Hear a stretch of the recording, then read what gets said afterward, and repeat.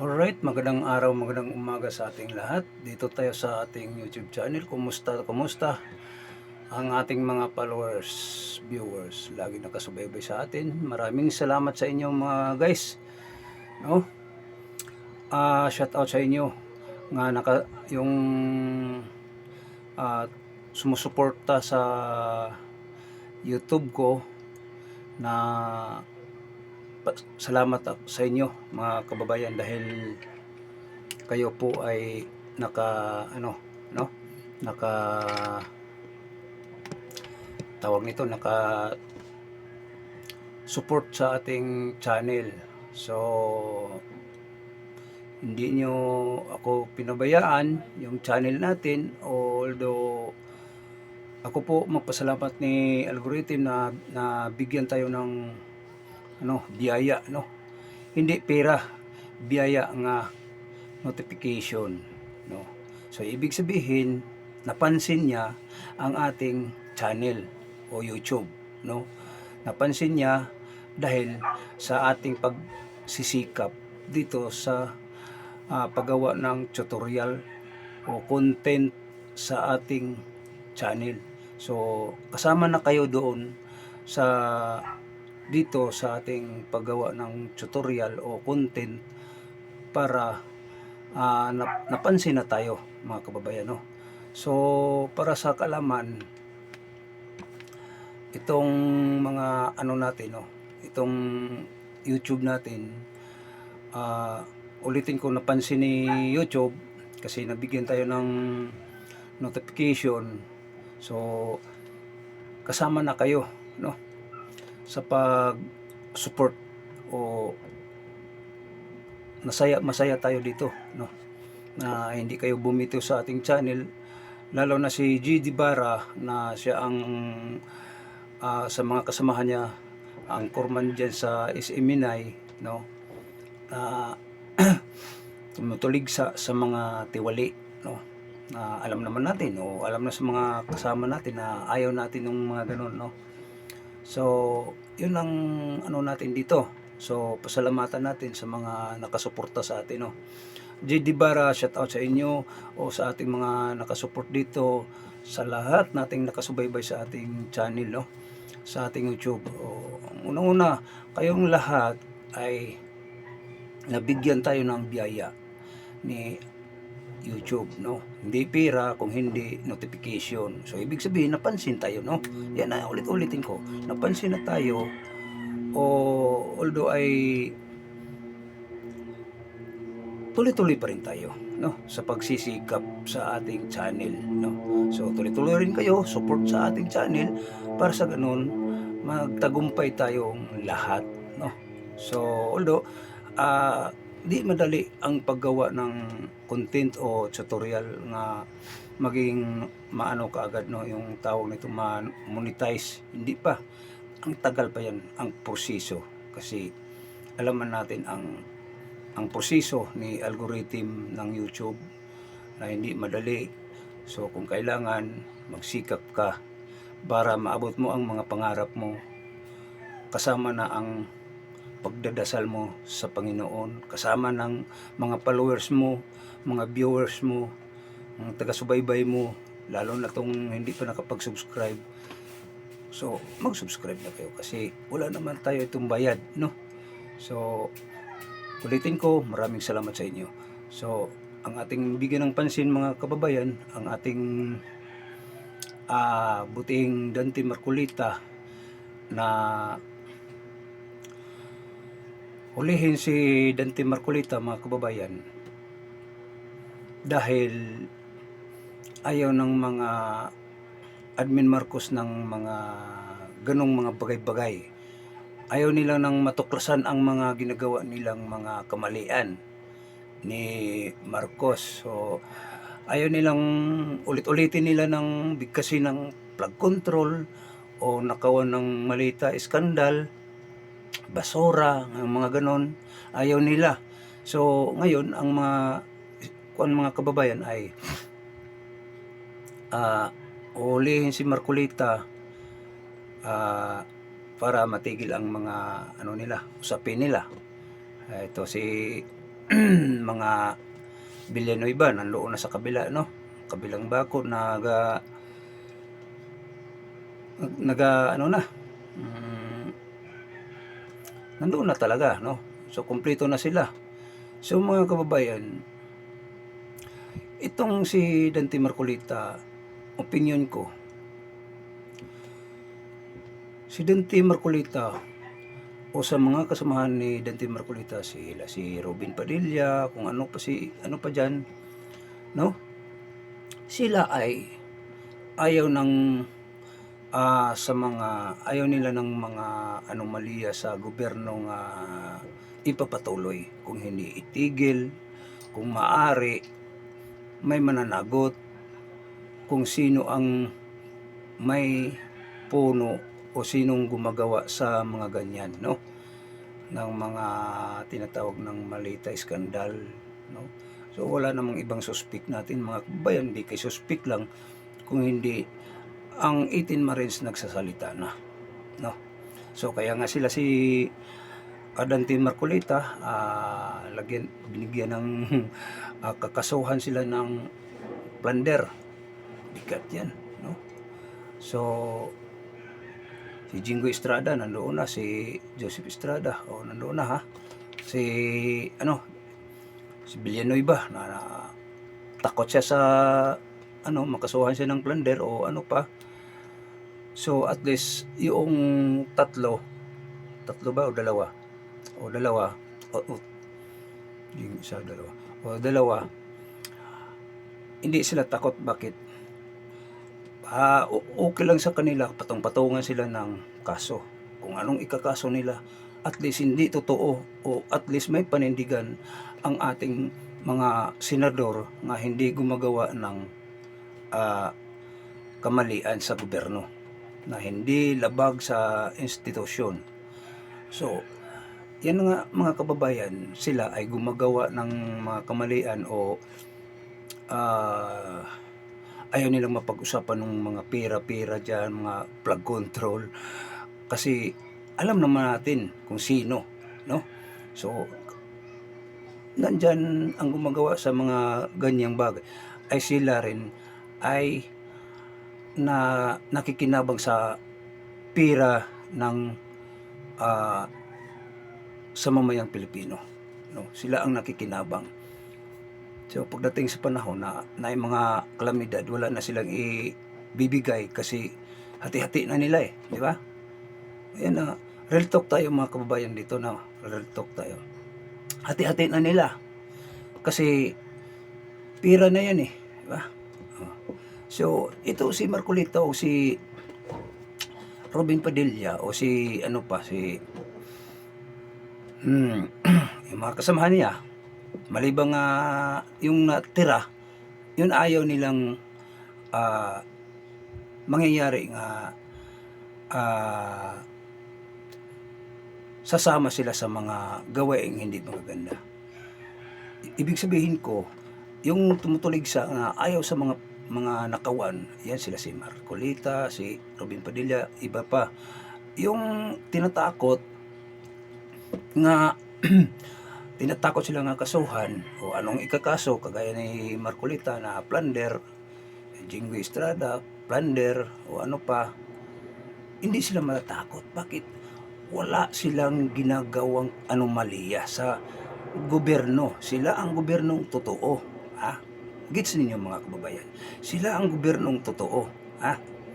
So ngayon kinakasuhan sila o ngayon si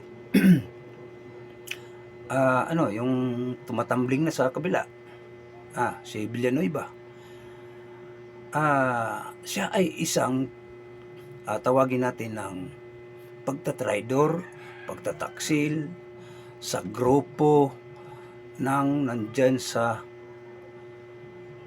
ilan ni Dante Marcolita, no. Siya ay pagtataksil. So ngayon, kasi tinatakot sila nga pag di ka sumasanib dito sa persa, may kaso ka nga haharapin. So, simple natatakot o dala na nga may ano ba tawag ito, may pera ka pa, wala ka ng kaso basta lilipat ka na. Ganun ang mga ano nga nandiyan sa mga tinatawag nga mga tiwali, di ba? Mga mangnanakaw sa gobyerno. So, yun. Nandoon na si Villanueva. So, madalit sabi, itong si Villanueva, hindi kagaya nila ni Jinggoy na may panghahawakan, may panindigan, no? Kahit magpatong-patong pa ng kaso lang yan eh, hindi ka naman papatayin yan eh, kasuhan ka lang o anong ikaso. So, hindi sila natatakot, no? So, ito si Villanueva natakot. Siyempre, tatakotin ka eh, yung si kamahalan mo, eh baka iba na ang ano yan yung kamahalan, himas-himas, di ba? Ganun sila mag ano sa brainwash sa tao nga para mapunta sa kanila. May tawag nga yun, hypnotize, ano, kanang yung kukunin mo yung kaisipan ng tao para malipat ka sa kanya. So ngayon, ando na, no. So maraming batikos na ano ni Villanueva. Tinatawag na siya ng pagtataksil, pagtatraidor sa ating bayan,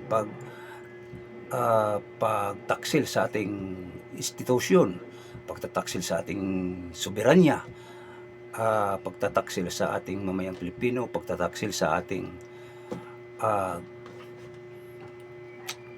bilang isang senador, pagtataksil na tinalikuran mo ang ating pinanumpaan na bilang ikaw ay senador nga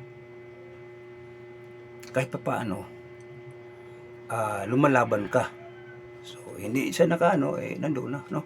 So kasi ito si Villanueva, mga kababayan, isang pastor nangasiwa sa pagka ano ba ang namamahayag sa Biblia, nagpapaliwanag siya sa mga mamayang Pilipino.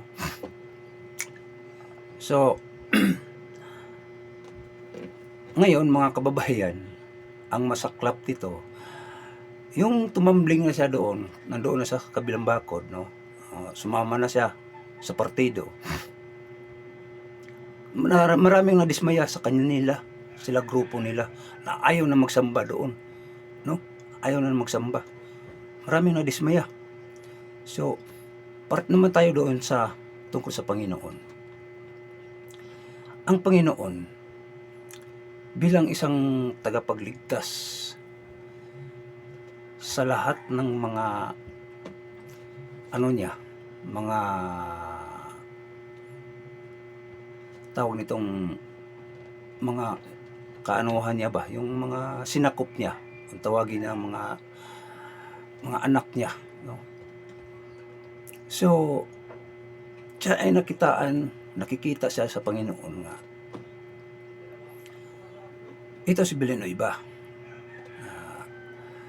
Villanueva, ikaw ay mga siwa o pagkatiwalaan ko na itong karnero, ikaw bilang pastol, tawag yan pastol.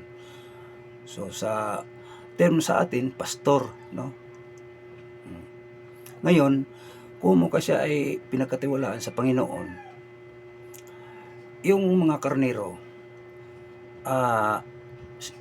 sinubaybayan niya kung saan mapunta, pero at least nangangaral pa rin siya sa mga Panginoon o nangangaral siya sa mga ganito, no? So sa pamangaral niya, siya ay natukso, diba? Siya ay tumalikod sa Panginoon. Anong tawag niya sa Panginoon? Anong tawag sa Panginoon sa kanya? Diba sabi, ikaw ay isang pagtataksil o pagtatalikod sa gingharian sa Panginoon, pagtatraidor. So, parang si ano, si Judas Iscariote. Hmm. Yan si Judas Iscariote, mabait ng pagkatao. Yun na, ito si Villanueva. Nga, ang pagtataksil, kaya nga tinatawag na si Villanueva ng Judas Iscariote. Kasi taksil sa Panginoon, no? Walang panindigan. Ayun. So, yan mga kababayan, na sa lahat ng mga nandyan sa gobyerno, maliban lang sa mga naging totoo, sila si Dante Marcolita, Iglesia ni Cristo yun, sila si Robin Padilla, ano yan, may mga panindigan yan sila. Although iba-iba man ang sikta ng tao, kung saan ka na himasmasan, kung saan ka na ano ng Panginoon, kung saan ka nilalagay, siyempre doon ka. Kailangan, kaya nga mga kasabihan mga kababayan, ang mga habang ikaw ay nangasiwa pag tungkol sa Panginoon, mayroong laging nagasunod sa iyo, sinusundan ka lagi ng mga anomaliyang gustong mabackslide ka. So, yun ito si Villanueva nga hindi na linglang siya sa ni Satanas, no? Yun ang ibig ko sabihin. Kasi madali sabi kulang si Villanueva sa pampalataya o kulang sa tiwala sa sarili niya o kulang siya sa kanang yung mind niya ba nga nakuha yung mind niya sa kalaban, di ba? Na hypnotize. Yan, hypnotize ng kalaban na yung direksyon niya na napunta sa walang katotohanan, no? So nandoon na siya ngayon kasi ang pera segunda Diyos. Yan ang totoo. So mga kababayan, tuloy tayo. Ito si Dante Marcolita mga kababayan ay isang nangasiwa rin bilang iglesia. Pasalamatan natin na sila ay tumutuligsa sa mga tiwali o hindi sila nagpadadala kahit dumating mga mga pagsubok sa buhay nila, nagpatuloy pa rin sila, no? So tuloy lang ang mga nila sa Senado. So salamat Dante Marcolita, Robin Padilla o si Cayetano, no? Salamat sa inyong bilang senador nga may panindigan kayo.